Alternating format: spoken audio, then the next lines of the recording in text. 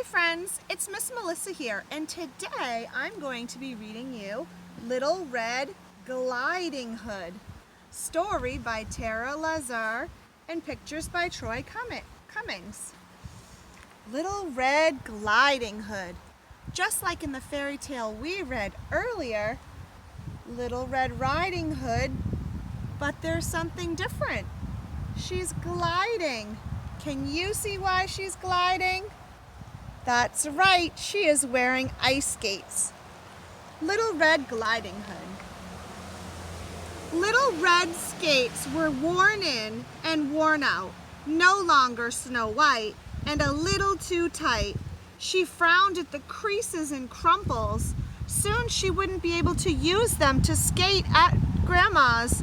She went there every Sunday. Look at her ice skates, friends. It looks like she needs some new ones.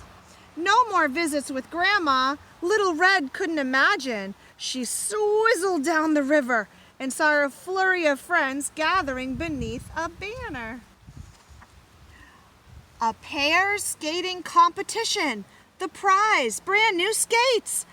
Oh, slippery slush, I've got to win. Little Red Gliding Hood needs those new skates. But Little Red needed a skating partner.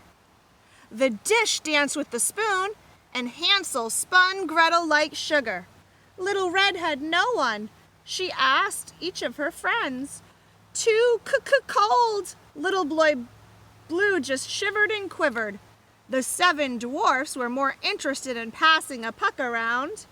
1, 2, 3, 4, 5, 6, 7. It looks like they're playing hockey. Old MacDonald slipped and fell. E-I-E-I, ouch! He fell right down on the ice. Little Red shook her head. None of these partners would do. Maybe Grandma could help her find a partner. Who do you see, friends, hiding in the forest? If you said the wolf, I think you're right. Little Red whisked off to Grandma's cottage, skating swiftly to avoid the big bad wolf. Over the river and through the woods to Grandma's house I go. Little Red arrived safely. Oh, slippery slush, she said to Grandma, slumping into a chair. I can't find a partner for the skating competition. How about the gingerbread man? He's very sweet, said Grandma. But he's much too fast. I can't catch him, said Little Red.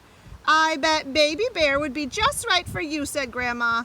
But Goldilocks thought so first. I know who, said Grandma. The 3 little pigs just moved into the brick house next door. You should ask one of them. So Little Red skated to the pig's door. Little pigs, let me in. Someone tapped Little Red on the shoulder. Excuse me, said the big bad wolf. I think that's my line. Eek! The wolf! Little Red sprinted away. Her worn-in, worn-out laces began to unravel. Hey, glide back here, yelled the wolf, giving chase. He swizzled and twizzled across the ice. Little Red pushed on faster, but her boots were lopsided and loose. Stop! Yelled the wolf. He steered clear of fallen branches with fancy footwork and sly spins in pursuit of Little Red. Uh-oh! Little Red's skates flew off. Oh, slippery slush! The wolf jumped in front of Little Red and caught her. Little Red shivered with fear. Ow! You're wonderful. The little wolf gently put Little Red down. What? You're a super skater. But I was trying to warn you. Your laces were untied. Oh, Little Red couldn't believe it. This was the big bad wolf? Happens to me all the time, said the wolf. My skates are older than Rip Van Winkle. Little Red stared at his worn-in, worn-out pair. And then she got a grand idea. The day of the competition, Little Red arrived early. She laced up her worn-in, worn-out skates, hugged Grandma, and stepped onto the ice. Trumpets blared with fanfare, announcing the official warm-up. But as the competitors swirled and twirled, a dark figure came zooming toward them, and a boy cried, "Woof!" It's the big bad wolf, friends. What do you think he's there for? Who will be his partner? The wolf frightened Miss Muffet away. She bumped little Jack Horner into the corner. Humpty Dumpty had a great fall, and Jack and Jill came tumbling after. What a mess! Skaters skidded and spilled all over. The old woman who lived in a shoe had so many children on the ice, she didn't know what to do. Little Red got mixed up in the mayhem. "Help!" she cried. She's right there, Little Red Gliding Hood. The big bad wolf raced over. He lifted Little Red high. "Put Little Red down," the woodcutter warned, grabbing his axe.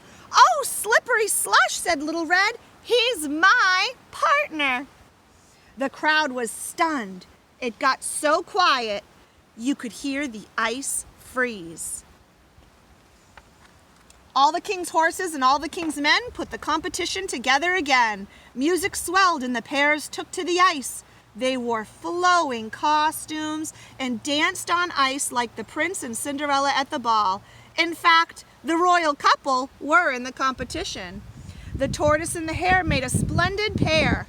Jack Sprat and his wife did too. Then Little Red Gliding Hood and the big bad wolf swizzled and twizzled across the ice. They did fancy figure eights, lovely loops, and willowy waltz jumps. Their spins were superb. No one could believe the big bad wolf was actually good. That's a performance I'll remember happily ever after, cheered Grandma. 10, 10, 10, 10, 10, 10. It's a perfect score. The judges whispered, they nodded, they scrawled. They raised a row of perfect tens. Little Red and the not-so-bad wolf were named the winners. And boys and girls, look right there. A pair of brand new skates for Little Red Gliding Hood and a pair of skates for the big bad wolf.